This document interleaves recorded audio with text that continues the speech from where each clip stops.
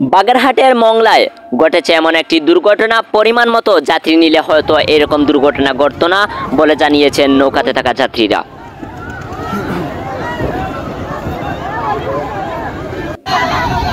হয়তো পরিমাণ মতো যাত্রী নিলে এরকম ঘটনা ঘটতো না বলে জানিয়েছেন নৌকাতে থাকা যাত্রীরা। পরিমাণ মতো যাত্রী না নিয়ে অতিরিক্ত যাত্রী নেওয়ার কারণেই এই দুর্ঘটনাটি ঘটেছে বলে জানিয়েছেন নৌকাতে থাকা যাত্রীরা।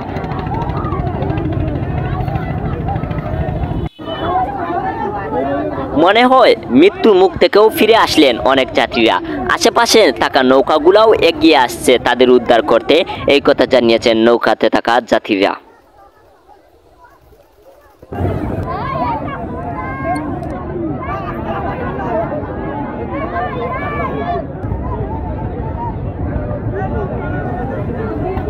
আপনারা যদি আমাদের চ্যানেলে নতুন হয়ে থাকেন অবশ্যই কিন্তু আমাদের ইউটিউব চ্যানেলটি সাবস্ক্রাইব করে আমাদের পাশে থাকবেন।